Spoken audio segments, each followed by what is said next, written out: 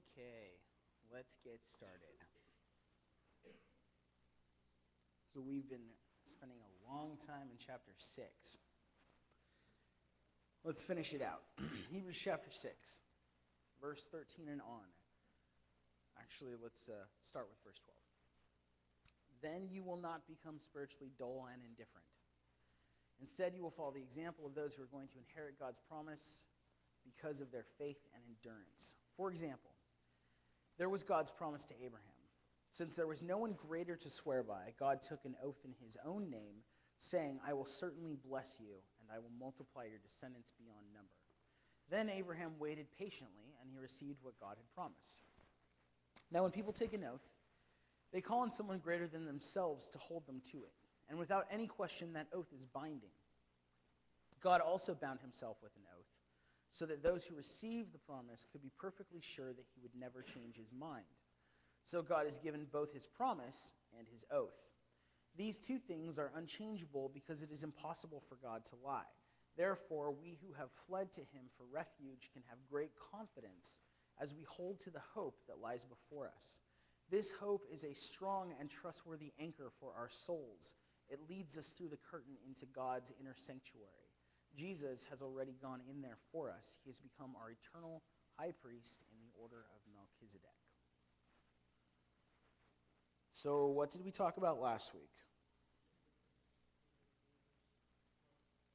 Okay. And specifically that holding on to that is what keeps us sharp and is what keeps us from being, or rather what brings us into our hope, what brings us into receiving the reward that we're supposed to receive. It's what makes our faith real. This week, there's an example given, an example of Abraham. I got to tell you, I'm not really fond of this passage because it uses a lot of pre-knowledge. It uses a lot of context. So, not that I have a problem with the passage, but there's a lot of things that are sort of taken for granted by the author. One of them is the story of Abraham. Now that makes sense to be taken for granted if it's being written to who? The Jewish people. And it was. But it makes it hard for us if we don't know the story of Abraham, and specifically what promise is being referred to. So, what promise is being referred to?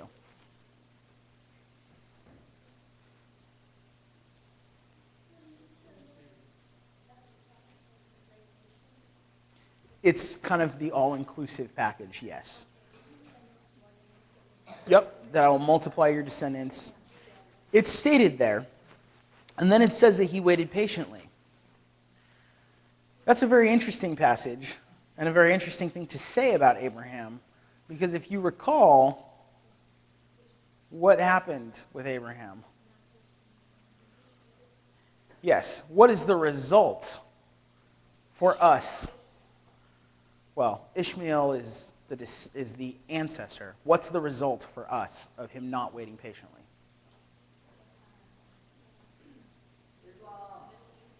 The Middle East and Islam, yes. Those are all a result of Abraham not waiting patiently.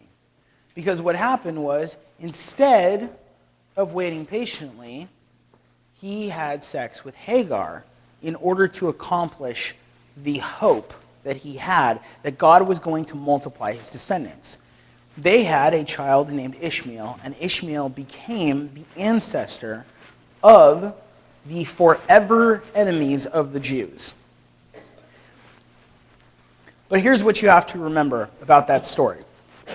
Not to get all fundamental Adam and Eve on you. But you have to remember this about that story. Whose idea was that? And if Sarah had not had that idea, what do you think would have happened? Abraham would have waited. So, when it says that Abraham waited patiently, what we're talking about is the intent of Abraham. And I believe that there's some truth to that. It's a little bit muddled because Abraham was kind of an idiot. It's a little bit muddled because Abraham allowed something that was good of him to be spoken of as evil. But the reality is that Abraham's full intention and full belief was placed on the idea that God was going to bring about this child, and that this child would then be multiplied into descendants that, were numerous. And that through this child, the salvation of the entire world would come. And we know that that's the case, that Abraham had this mindset about this child, because when he was asked to give the child up, what did he do? He gave the child up, which means that Abraham had a solid understanding of the hope that was going to come. And it wasn't just a solid understanding of hope, but it was one that was authoritative. It's one that Abraham was willing to act on. So, one could argue, and I'm sure that Abraham didn't take much to get him to argue this point, that it was a good thing for him to sleep with Hagar, because that was going to happen anyway. It was, of course, probably not the right head that was speaking, but with that said, should we question Abraham's ability to wait for God to follow through? No, I don't think that's really in question. It's muddied, for sure, but I don't think it's in question.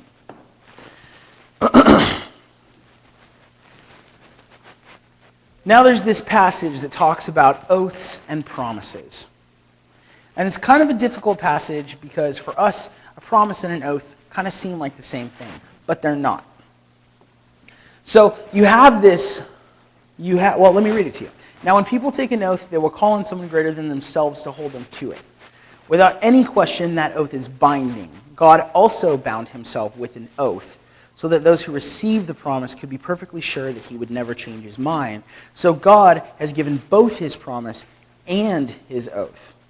Now you have to understand that the relevance of this passage falls in the way that the Jews do things. It's also interesting to note that immediately after this, they say, this works because God, what do they say? These two things are unchangeable because it is impossible for God to lie. Now, of course, the cynic says, why? Why is it impossible for God to lie? So I'm going to give you a basic equation, okay? It's very simple. If God is God, meaning that he is everything. No, that's not right. That he is bigger than everything. If God is bigger than everything, if he is greater than everything, if he knows everything, if he is omniscient and omnipresent, omnipotent, if he is all those things, then from man's perspective, it would be impossible for that being to not be truth. Do you understand that concept? If we are going to think of something as authoritative in the whole, then it is, by its nature, 100% absolutely true. The moment that we see that it is capable of not being 100% absolutely true is the moment we remove godhood from it. So this thing comes to me like Sybok in Star Trek V and says, I am God. This thing comes to me, this alien, Sybok in Star Trek V, Spock's half-brother. Spoilers. He comes and says, I'm a prophet for this alien. This alien says, I am God, come worship me. The moment that that God falls short of his godhood, which we think of as being omnipotent, omniscient, absolute in its ability to be true, is the moment we no longer think it's God. And that's exactly what happened with Captain Kirk in Star Trek V, was he was able to challenge the godhood of it by showing that it wasn't able to answer pure logic questions. In the same vein, sorry, I'll work on a more relevant reference. In the same vein, we only believe that God is God because when we put things in front of him, he stands up to that truth. If he didn't, we wouldn't think he's God. Therefore, Another way to phrase this would be, it is impossible for God to lie and still be God. Everybody with me on that? Does that make sense? Okay. It's hard because we take these things for granted, or they take these things for granted because their culture accepts that. Our culture does not accept that. What did I say today in praise and prayer requests? There are multiple Christians at OG8 who don't even believe in a fundamental truth. Our culture does not take truth for granted. The Jews 100% take truth for granted. So for them, it's logical to say, God doesn't lie. For us, we're like, what are we like? Quid est veritas? What is truth? Make sense? So, God made a promise to Abraham. He can't swear on anybody because what does that mean? Everything is, as we talked about in doctrinal basics, everything is derivative. It's less than God. So for him to swear on that wouldn't mean anything. It might even mean the opposite. So he has to swear on himself. So in the presence of a promise, you have God giving both a promise and an oath. And it means something important. It means, according to the author of Hebrews, that we can 100% depend on God. Now, all of that is founded, of course, in the character of God as they understood it. But if there is a being out there that's 100% truthful and it swears upon itself, then we should be able to 100% depend on it. We should be able to have a confident hope. What is the overarching message of this year?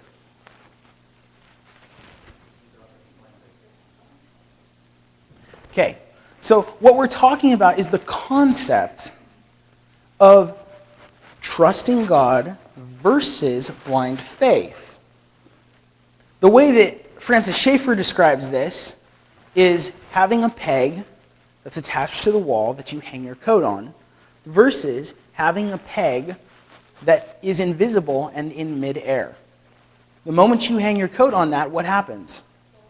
It falls to the ground. That is blind faith. What this passage is saying is, if God is in fact capable of meeting these qualifications, then in fact you should be able to hang your coat on it. Now he goes further and says that the real qualifier for the idea that this faith is real started with Abraham for us in specifically what instance?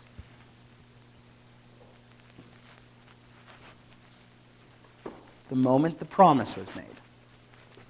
It started with Abraham.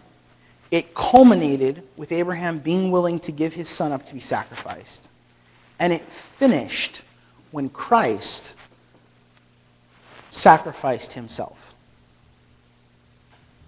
And that the foundation of our hope lies in Christ sacrificing himself. Now, there's a little more to it. You look at the passage at the end. This hope is a strong and trustworthy anchor for our souls. It leads us through the curtain into God's inner sanctuary. This is a very interesting choice of words. First of all, it denotes what? What is it denoting? It's calling a specific building to mind. Yes, the Holy of Holies is in a building. The Holy of Holies is the inner sanctum of the Jewish temple. Okay? So what would happen in the Holy of Holies? First of all, the Ark of the Covenant rested in the Holy of Holies. God's presence was there with the Jews in the Holy of Holies. And in that place, they would come before God. The high priest, only the high priest, would come before God after going through the curtain. He would sprinkle blood, sacrifice so that everybody could be saved, so on and so forth. But before he did that, what did he have to do? That happened. But even before that, he had to purify himself. He had to get ceremonially cleansed. Now you hear Pastor Dad always say, and he does it in his old English, whatever, that the curtain was rent. That's what he always says. What it means is that the curtain that stood between the Holy of Holies and the rest of the temple was torn when Christ died. We know this to be a fact, that the curtain was torn when Christ died. In other words, there was no division between the Holy of Holies, where God's presence was, and the outer temple. Anybody could go in. Didn't really matter because the Ark of the Covenant wasn't there anymore, but they still performed their sacrifices and stuff because, it's a money-making machine. So, with that said, the Holy of Holies was opened. What this says is that the hope is strong and trustworthy, is a trustworthy anchor for our souls. It leads us through the curtain into God's inner sanctum. Jesus has already gone in there for us. He has become the high priest in the order of Melchizedek. What did the beginning of chapter 6 talk about? What?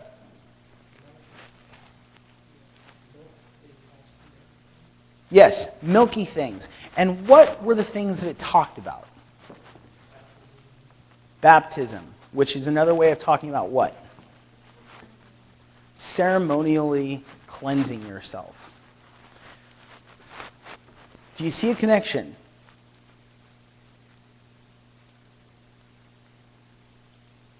The beginning of chapter 6 starts talking about how people want to come before God and place their hope in things that are essentially milky.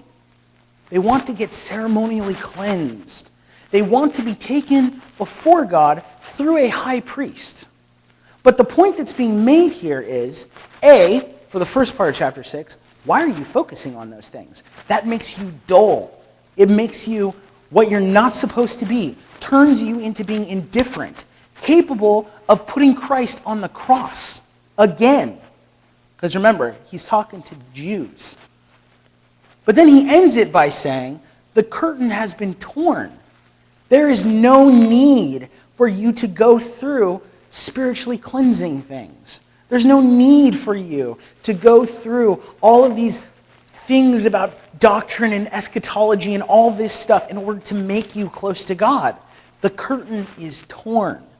What you need to hang your faith on, your hope on, is the fact that the curtain is torn. It's the fact that when we go through those gates, what do we find there?